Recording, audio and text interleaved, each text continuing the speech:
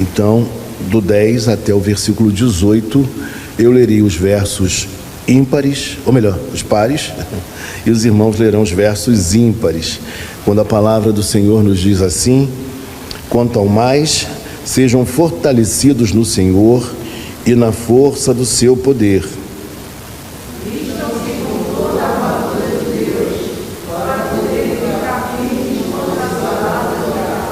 Porque a nossa luta não é contra o sangue e a carne, mas contra os principados e as potestades, contra os dominadores deste mundo tenebroso, contra as forças espirituais do mal nas regiões celestiais.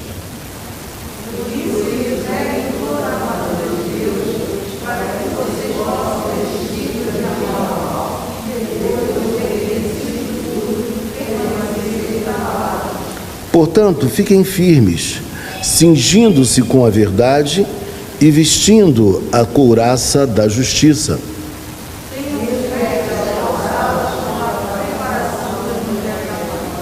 Segurando sempre o escudo da fé, com o qual poderão apagar todos os dardos inflamados do maligno.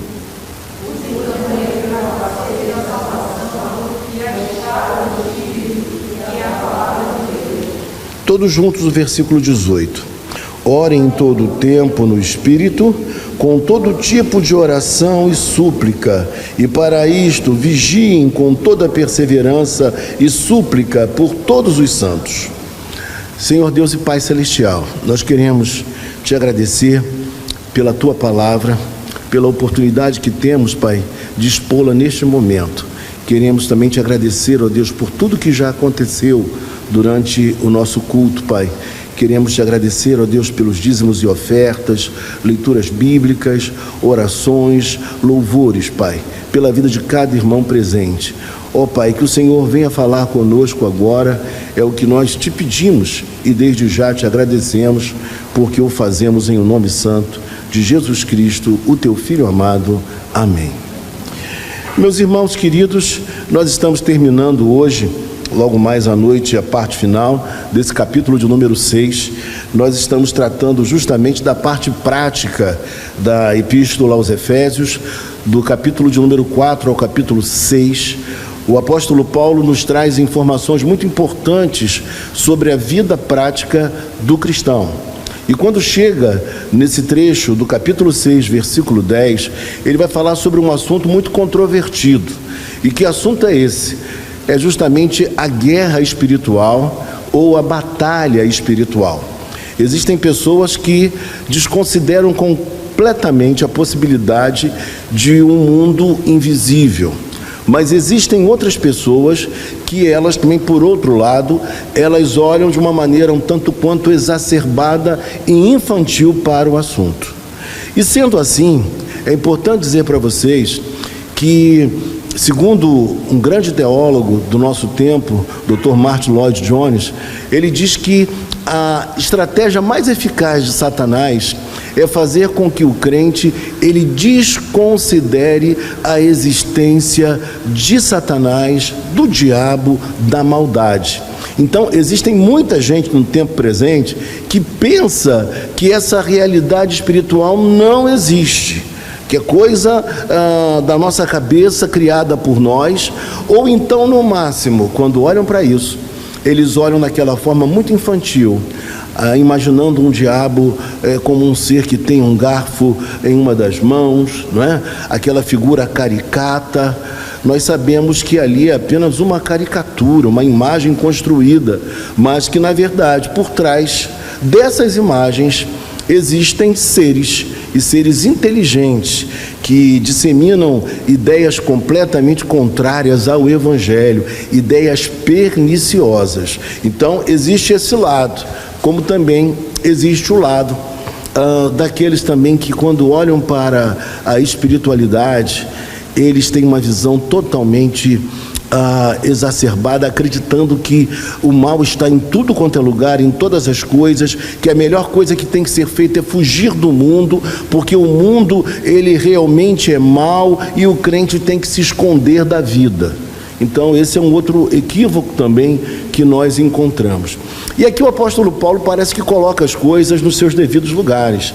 Ele explica de maneira muito clara para nós sobre essa realidade espiritual. E quando nós olhamos para o texto, no versículo de número 10, ele vai nos dizer assim: quanto ao mais, sejam fortalecidos no Senhor e na força do seu poder.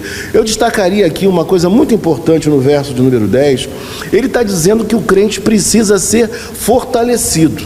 Ele precisa dessa ação de Deus que o fortalece, mas ele também, cooperando agora, uma vez que é salvo, ele precisa fazer algumas coisas para que ele se mantenha fortalecido. Por quê? Porque a vida cristã, ela envolve coragem. Nenhum crente pode adotar um comportamento amedrontado ante a vida. Ele precisa ser corajoso, porque a palavra do Senhor nos diz, lá em Apocalipse capítulo 21, versículo 8, que os covardes não herdarão os céus, o reino dos céus. Então é necessário que o crente seja alguém corajoso, que ele seja fortalecido em Deus para cumprir o seu papel na face da terra, e é necessário coragem. E ele explica isso para nós dizendo que de fato é o Senhor que também nos dá força, nos dá poder para que nós vivamos a nossa vida de maneira a enfrentar todas as demandas que nós enfrentamos no dia a dia. São demandas espirituais, mas às vezes também são demandas que nós temos para a nossa própria vida em termos de crescimento. Às vezes é necessário ter coragem para enfrentar um desafio, uma profissão nova, uma porta que se abre, um novo relacionamento. É necessário ter coragem e não se apequenar diante da vida. Muita gente chamada por Deus, muita gente competente, muita gente inteligente, mas que às vezes fica receosa, fica amedrontada. Eu encontrei um rapaz na livraria evangélica e eu vi o gosto dele pela leitura, eu fiquei só observando, e uma coisa me chamou a atenção também, como a filha dele era paciente. Ele olhando os livros, e a filhinha dele, uma mocinha já, talvez uns 11 anos, ela ficou ali um tempo enorme esperando o pai, e o pai olhando os livros de maneira muito calma. Eu virei-me para ele e perguntei: meu irmão, você é pastor? Ele falou assim: não sou pastor. Aí foi e falou assim: não, que isso, eu não sei o que e tal. Mas a gente via o gosto, o desejo, o sonho no coração daquele jovem. Mas às vezes a pessoa tem um sonho, mas ela se acanha, ela se amedronta diante do desafio que parece ser enorme para ela. Mas ela precisa entender que Deus está presente na nossa vida, que é Ele quem nos fortalece, é Ele quem nos encoraja para que a gente vá adiante. E aí o texto prossegue dizendo: vistam-se com toda a armadura de Deus, para poderem ficar firmes contra as ciladas do diabo. No versículo de número 11, a primeira coisa que eu chamaria a atenção de vocês é a seguinte: existe uma armadura que ela precisa ser vestida por nós. Então está à nossa disposição, não podemos usá-la parcialmente, mas nós temos que usar toda essa armadura. Aqui Paulo tem a imagem de um soldado romano, e toda a indumentária de um soldado romano diante dos enfrentamentos, diante das batalhas. É isso que o apóstolo Paulo vai usar como figura para que nós entendamos como é a nossa armadura espiritual. É isso que Paulo está trazendo para nós aqui. E ele diz que essa armadura de Deus é ela quem nos dá estabilidade. O apóstolo Paulo está preocupado com a estabilidade cristã, porque por vezes nós encontramos cristãos que ora estão lá em cima na espiritualidade, ora estão querendo Deus, orando, servindo ao Senhor na igreja, mas existem momentos que esses cristãos estão praticamente esmorecendo na fé. Então, como pode ser assim? Então o apóstolo Paulo, ele trabalha a ideia que o cristão precisa ser alguém estável, com estabilidade. E o que nos dá estabilidade é justamente essa armadura que está à nossa disposição, à minha disposição e também à sua disposição. E ele diz mais ainda, ele diz que é essa armadura que nos dá a possibilidade de fazer o quê? De ficar firmes contra as ciladas do diabo. E quando a gente pensa em ciladas do diabo, obviamente o apóstolo Paulo não está falando de algo irreal, ele está falando de algo que acontecia naquele tempo e acontece em nossos dias também. O Satanás, o diabo, ele elabora ciladas muito inteligentes para tentar derrubar os cristãos. Situações que surgem, propostas que aparecem, tentações também. Ele também conhece as nossas debilidades e as nossas fraquezas. E tudo isso ele usa para tentar nos derrubar. Ele, na verdade, ele tem táticas muito inteligentes para tentar derrubar a mim e a você. Mas o apóstolo Paulo nos traz a segurança de que, uma vez usando essa armadura de Deus, nós somos capazes de ficar o quê? Firmes e não nos abalar diante das tentações e das pressões que vêm sobre a nossa vida. Quando chega no versículo de número 12, Paulo vai dizer assim para nós: porque a nossa luta não é contra o sangue e a carne. A nossa luta não é contra sangue e a carne, mas contra os principados e potestades, contra os dominadores deste mundo tenebroso, contra as forças espirituais do mal nas regiões celestiais. Algumas coisas importantes, querido.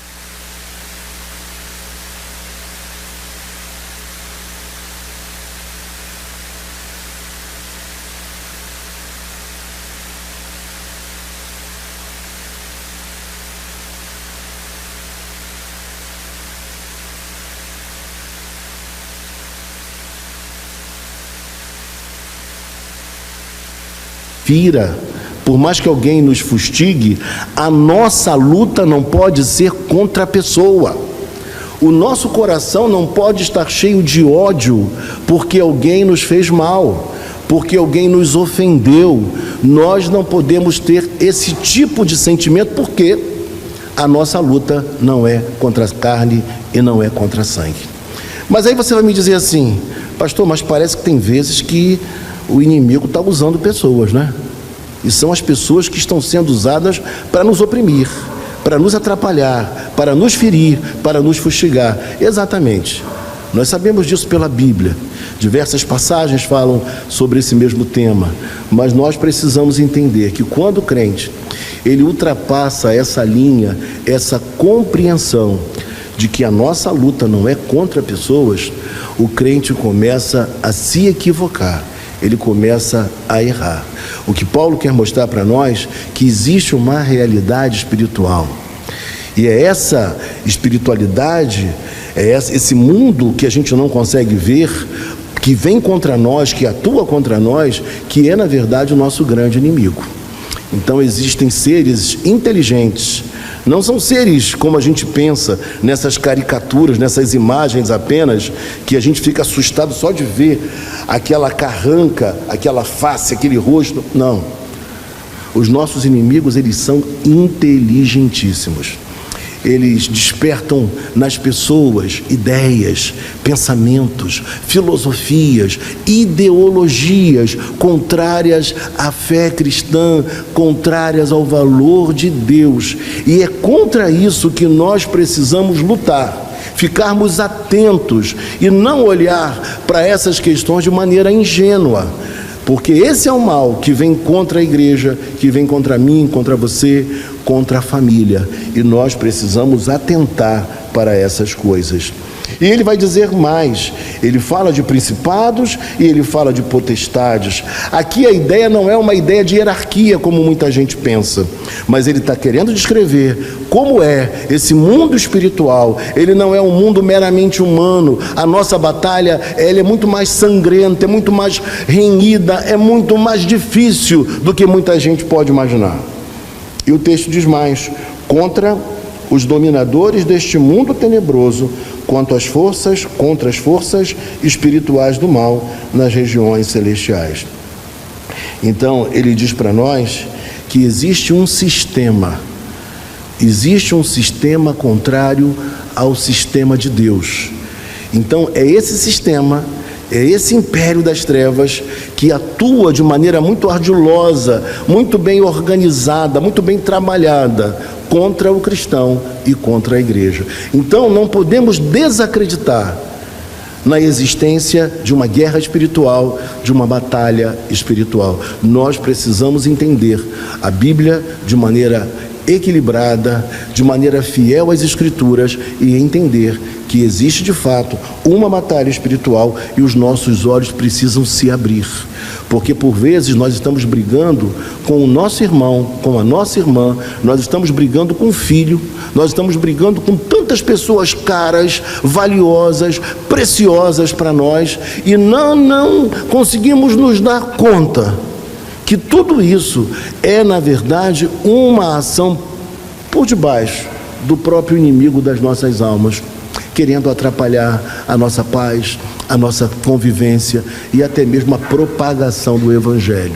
Porque quando as pessoas percebem que nós estamos guerreando entre nós, as pessoas do mundo não acreditam no nosso discurso, elas não conseguem aceitar a nossa pregação, porque parece que está em contradição com o que acontece. Como assim? Se eles não se entendem, como eu vou aceitar esse testemunho? Se essa família vive brigando, como é que eu vou querer ser crente? Se as igrejas não se compreendem, como eu vou também adotar essa fé? É um péssimo testemunho. E Paulo está preocupado com coisas práticas. Essa espiritualidade que acontece nas regiões celestiais, ela na verdade tem uma repercussão no dia a dia das pessoas. E o texto prossegue nos dizendo assim, olhe comigo na sequência do versículo 13. Por isso, peguem toda a armadura de Deus, para que vocês possam resistir no dia mau. Duas coisas importantes você pode observar nesse versículo de número 13. A primeira delas é que nós precisamos pegar essa armadura, mas não parcialmente. Essa armadura precisa ser usada por nós integralmente, toda a armadura de Deus. Porque já imaginou um soldado com a cabeça desprotegida? Ele vai ser um alvo fácil para o seu inimigo. Então é toda a armadura de Deus que ele precisa usar. E ele diz mais, para que possam resistir no dia mau. Só que eu queria dizer uma coisa para você aqui. O grande problema meu e seu é que o dia mau não é um dia apenas de 24 horas. Porque se fosse um dia de 24 horas, sabe o que nós faríamos? Nós trancaríamos a casa toda, colocaríamos proteção e diríamos assim, hoje nós não sairemos de casa, porque passando as 24 horas, quando for 00:01, ótimo, opa, o dia mal passou e agora eu posso viver normalmente a minha vida. Mas não é assim. O dia mal na Bíblia é um período de tentação constante, de adversidades presentes na nossa história. Não é um período, às vezes, muito pequenino, não. Claro que nós temos a assistência de Deus, a presença de Deus em nós, mas às vezes é um período de tentação, de lutas, que nós precisamos resistir. E é a armadura de Deus sobre a nossa vida que vai, na verdade, nos dar a condição de enfrentar o dia mau. Se você está vivendo hoje o dia mau, um tempo difícil na sua vida, entenda uma coisa, coloque a armadura de Deus.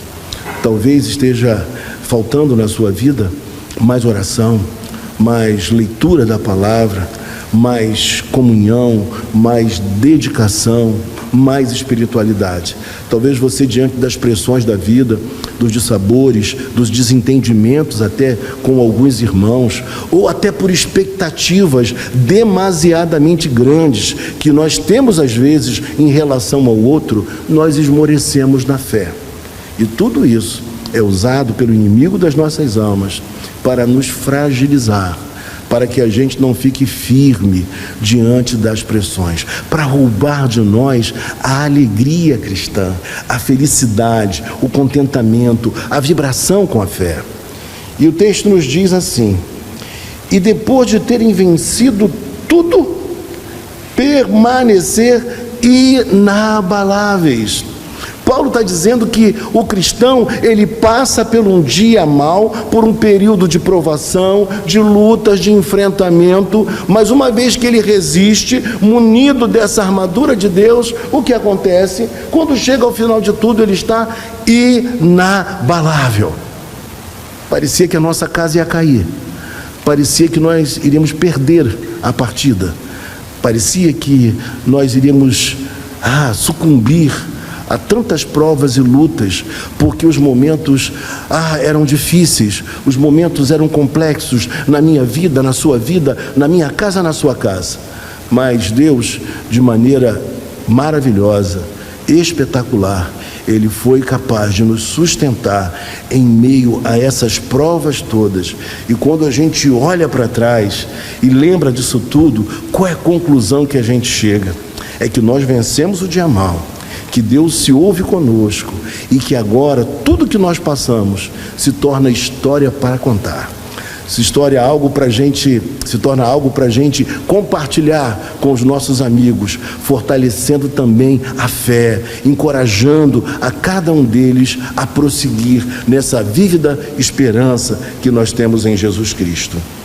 E olhe para a Bíblia ainda, versículo 18. Portanto, fiquem firmes, cingindo-se com a verdade.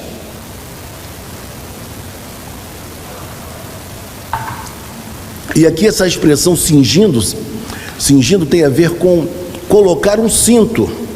Havia um cinto na roupa do soldado romano que ela vinculava todas as peças que ele usava, todas as peças da indumentária dele. Esse cinto, ele vinculava essas peças e dava firmeza para que o soldado pudesse andar, se locomover e guerrear. Então ele está dizendo para nós que nós devemos nos cingir, nós devemos colocar esse cinto da verdade.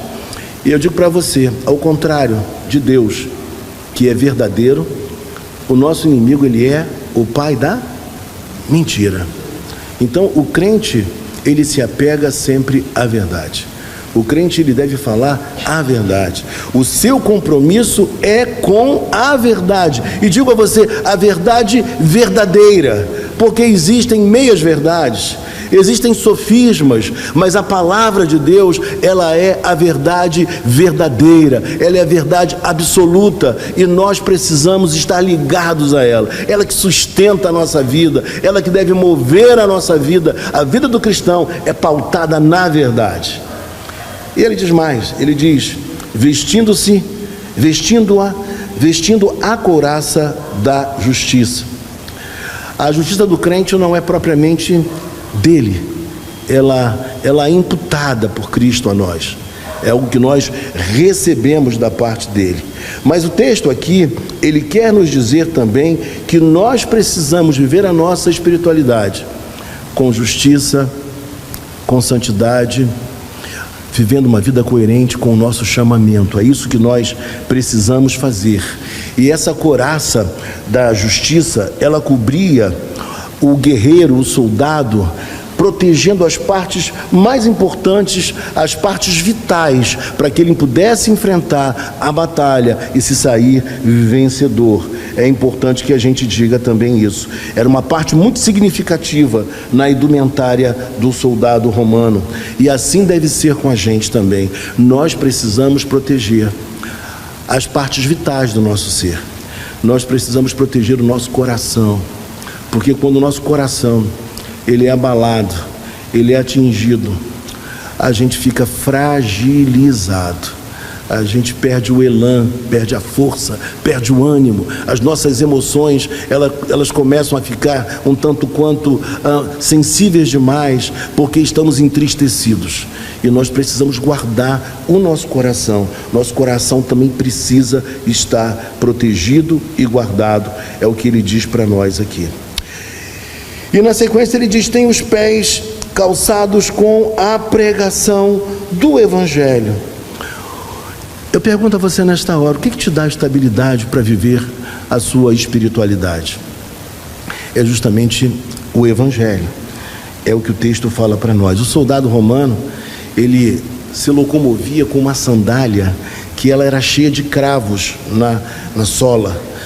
Para que esses cravos para dar justamente estabilidade ao soldado. E aquilo que nos dá estabilidade na vida espiritual é justamente o Evangelho de Jesus Cristo. Por isso precisamos conhecer muito bem esse Evangelho, pois é esse Evangelho que nos mantém de pé. Quando nós falhamos, quando nós erramos, o Evangelho nos comunica perdão e graça da parte de Deus. Mas é o Evangelho que traz estabilidade à nossa vida espiritual. Conseguimos discernir as coisas através do Evangelho. Nós optamos, nós selecionamos aquilo que iremos fazer ou deixar de fazer com base no Evangelho. Por isso, nós às vezes somos um pouco criticados, nós reformados, porque nós temos por hábito, em tudo que falamos, olhar para a Bíblia e mostrar na Bíblia o que nós estamos pregando e dizendo. E às vezes parece que a gente é criticado por não levar muito para o místico as realidades que nós estamos proferindo. Mas eu queria dizer para você uma coisa muito importante nessa manhã. O Evangelho expressa para nós a verdade clara e objetiva. Existem questões também que eu não posso espiritualizá-las demais, porque elas são claras e evidentes na Bíblia Sagrada. E se há uma verdade expressa na Bíblia Sagrada, eu não preciso jogar para subjetividade. Deus quer o que de mim? Deus, o que você quer de mim? Se a Bíblia já falou claramente o que Ele deseja da sua pessoa. É interessante contar a história para vocês rapidamente de um rapaz que procurou, já contei aqui uma ocasião essa história.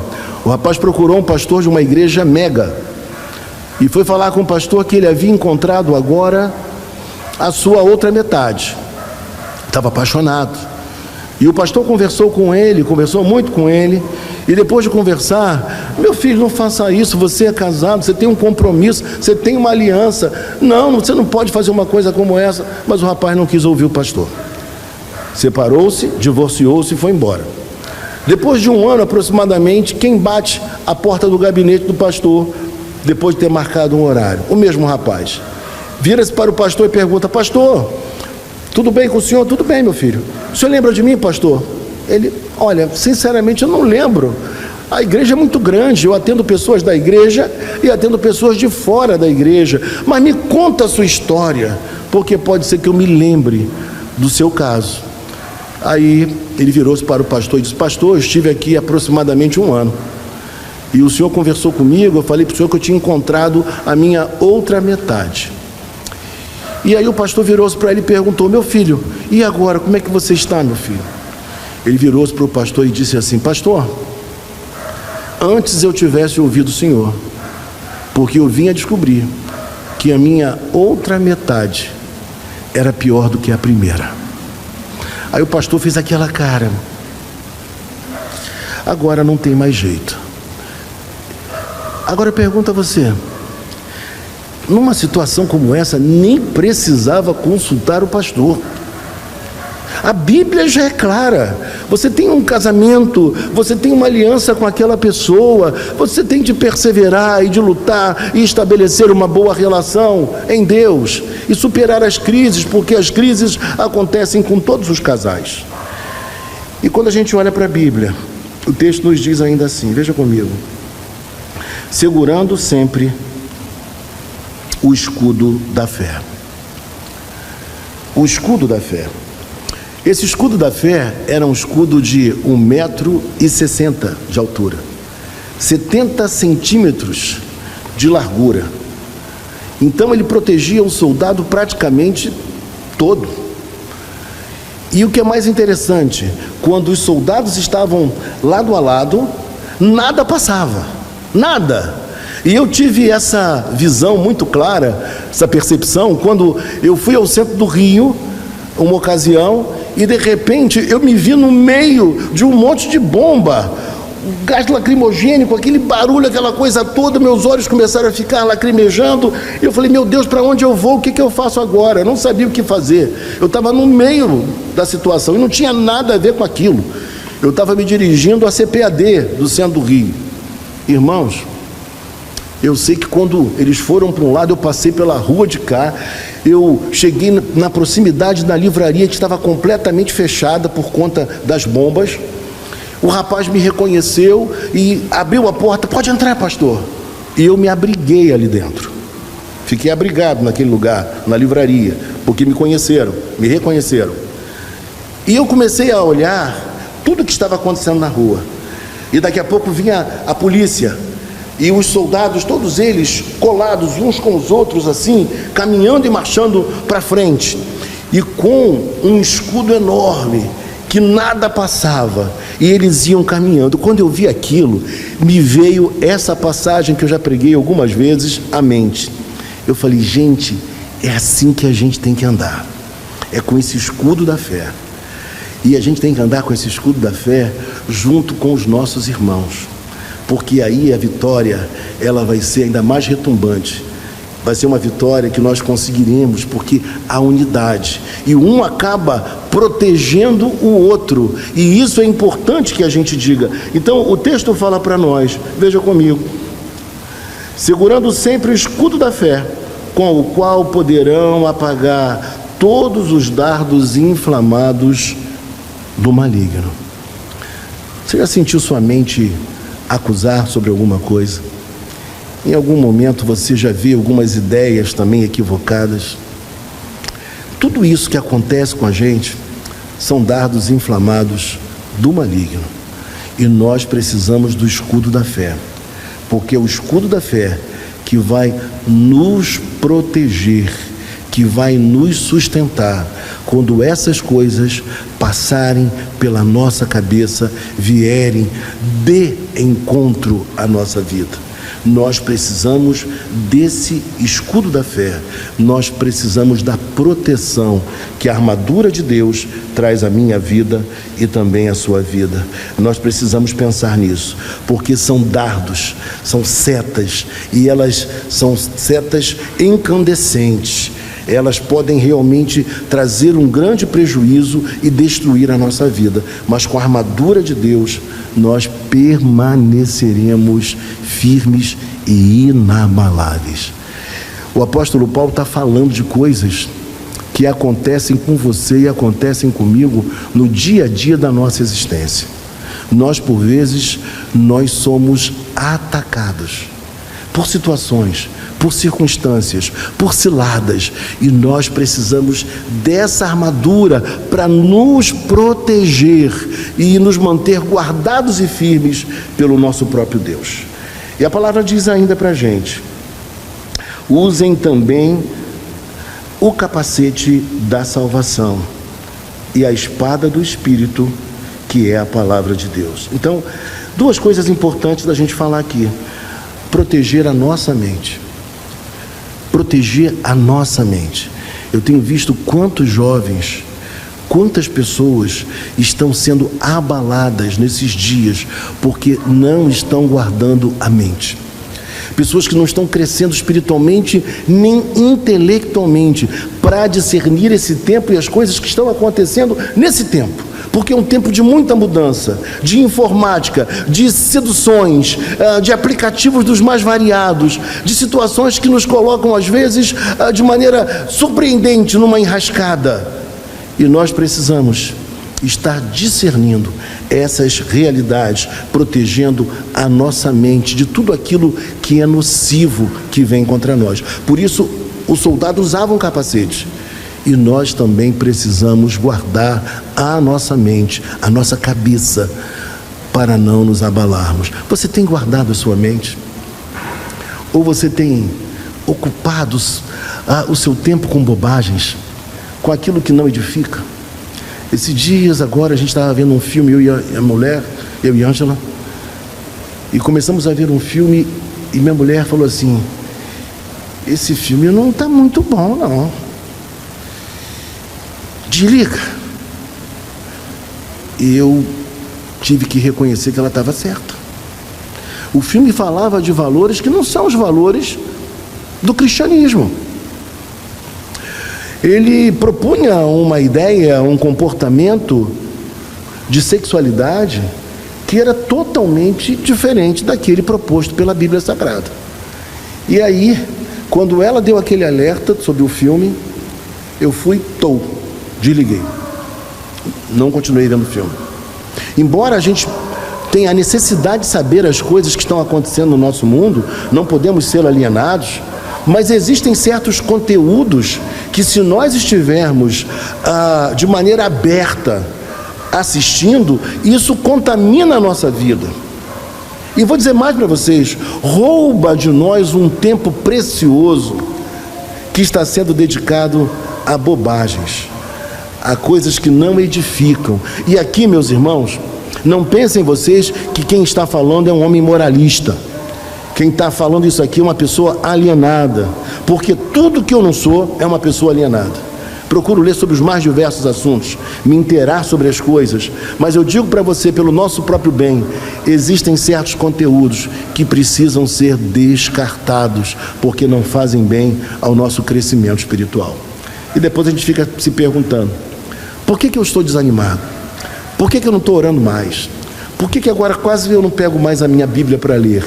É porque eu estou muito ocupado? É porque realmente eu não tenho tempo? Eu estou trabalhando demais? Em alguns casos, sim. Mas em outros casos, eu diria mais, na maioria dos casos, não é por conta de trabalho, não é por conta de grandes necessidades com a família. Na verdade, o que acontece é que a gente dispensa tempo aquilo que não edifica a nossa vida nem a nossa alma. E aí você poderia lembrar da passagem bíblica que diz o quê? Todas as coisas me são lícitas, mas nem todas me convêm. E a outra passagem semelhante diz que fala sobre edificação, não edificam. Então, coisas que não edificam, elas não devem ocupar o nosso tempo, nem a nossa mente. Aí daqui a pouco você vê por que a gente está agindo como está agindo, por que a gente está brigando tanto dentro de casa, por que estamos tendo conflitos, por que os filhos estão como estão, porque nós estamos seguindo uma orientação que é completamente contrária à palavra de Deus. E aí aparece a palavra aqui, a expressão aqui no final do verso 17, e a espada do Espírito, que é a palavra de Deus. Duas coisas importantes: todas as peças dessa armadura aqui, da indumentária do soldado romano, que na verdade é uma analogia para a nossa indumentária espiritual, todas elas são mais defensivas do que na verdade ofensivas. Elas não são de ataque, mas elas são de defesa. Mas é interessante dizer que essa espada, ela já é uma espada que tem dupla possibilidade. Eles chamavam de machaira. É uma espada pequena, é como se fosse uma faca, e ela servia tanto para o embate pessoal, numa defesa, para você se defender, como também para um ataque. E qual é essa espada? É a palavra de Deus. Essa palavra de Deus, que ela, ao mesmo tempo, ela serve como uma proteção, ao mesmo tempo também, ela é uma arma para que a gente vá no terreno do inimigo, para falar do amor de Deus, para libertar pessoas que estão aprisionadas a uma vida contrária ao Evangelho, pessoas que estão aprisionadas a entidades espirituais. Então, essa espada, ela tem dupla utilidade. E você tem usado essa espada? Essa espada tem um lugar importante. Imagine você um soldado em pleno século XXI, pelas cidades do Rio de Janeiro, Niterói, cidades metropolitanas, sem a sua arma e fardado. Que situação! O que esse soldado passaria? O que aconteceria com ele? Ele tem que estar armado. E eu digo para você uma coisa: nós precisamos estar armados com a palavra de Deus, com essa espada que ao mesmo tempo nos defende, mas que ao mesmo tempo também é um instrumento de ataque contra todas as ciladas, contra tudo que o inimigo tenta implementar. E para a gente finalizar, o versículo de número 18 fala sobre algo muito importante também. Ele fala: orem em todo tempo no Espírito, com todo tipo de oração e súplica, e para isto vigiem com toda perseverança e súplica por todos os santos. Eu vou finalizar por aqui. À noite eu vou continuar pela internet, pelo Zoom. Mas o texto fala que nós não podemos, em dias como os nossos, orar apenas esporadicamente. Nós não podemos orar uma vez por outra, uma vez ou outra. Nós não podemos orar quando vem o desejo de orar, quando eu estou sentindo vontade de orar. A gente precisa tirar essas coisas da nossa cabeça, essa subjetividade. Eu só vou orar quando eu sentir desejo de orar. Irmãos, o que a palavra do Senhor nos diz aos Tessalonicenses? Orai sem. Então eu não preciso orar quando eu estou sentindo no coração de orar, porque já é expresso na palavra de Deus que eu devo orar sem cessar. E nessa passagem aqui o texto nos diz: orar em todo tempo. Então a oração não pode ser uma exceção na nossa vida, tem que ser algo contínuo. E os casais precisam reservar um tempo para orar juntos, não só separadamente, orar juntos, e orar com os filhos também. Eu me lembro de uma ocasião que uma pessoa nos testemunhou que ela estava vivendo um tempo que era como dia mau. Nada de bom acontecia na sua vida. Ela não conseguia crescer profissionalmente, ela não conseguia realizar os sonhos, a família enferma, o pai enfermo, e parecia que aquilo não tinha solução, e ela chegou a ponto de acreditar que Deus havia se esquecido dela e de sua família. E quando eu ouvi aquela jovem dizendo isso, eu fiquei ouvindo muito atentamente, e ela falou comigo o seguinte: mas quando Deus acenou para nós com uma mudança naquele quadro, as coisas começaram a acontecer. Eu vi a mão de Deus mudando um quadro difícil que parecia insolúvel. Sabe o que aconteceu? Nós voltamos a orar.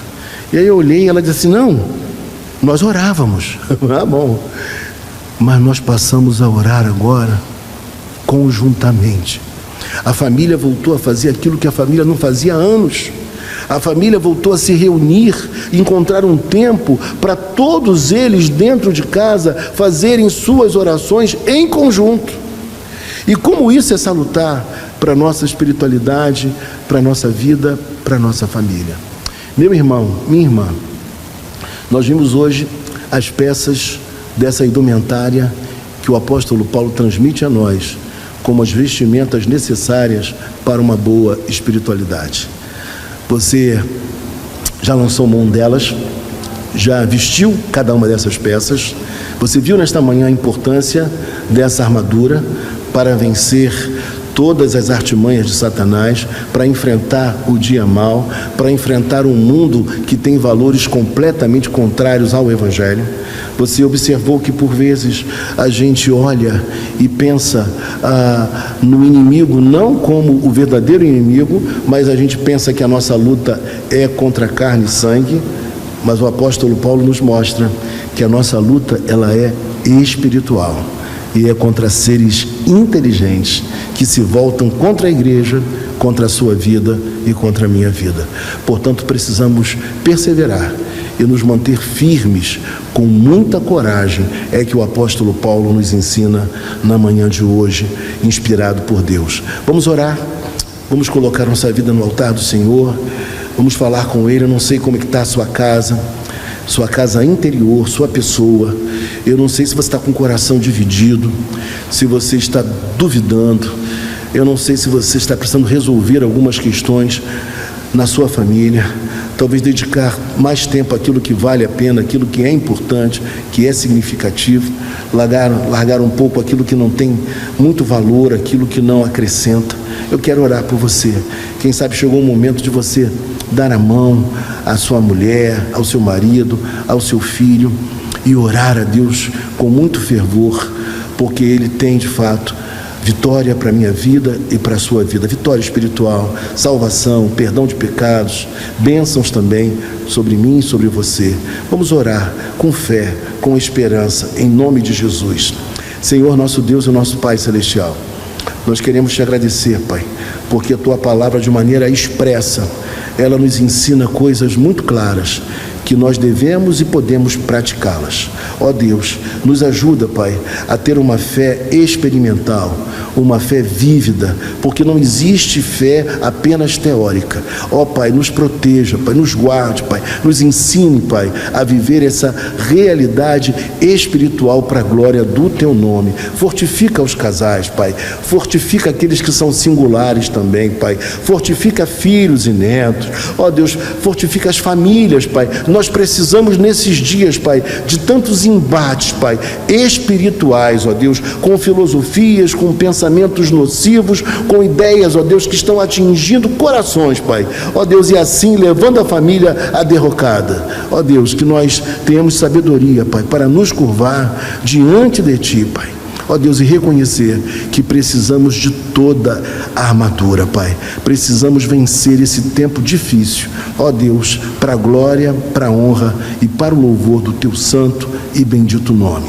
É assim que nós te oramos e te agradecemos por tudo, em nome de Jesus. Vamos receber a bênção, que o amor de Deus o Pai, que a graça de nosso Senhor e Salvador Jesus Cristo, e que as doces, eternas e eternas consolações do Espírito Santo sejam sobre todo o povo do Senhor, espalhados sobre a face da terra e sobre cada um de nós hoje aqui.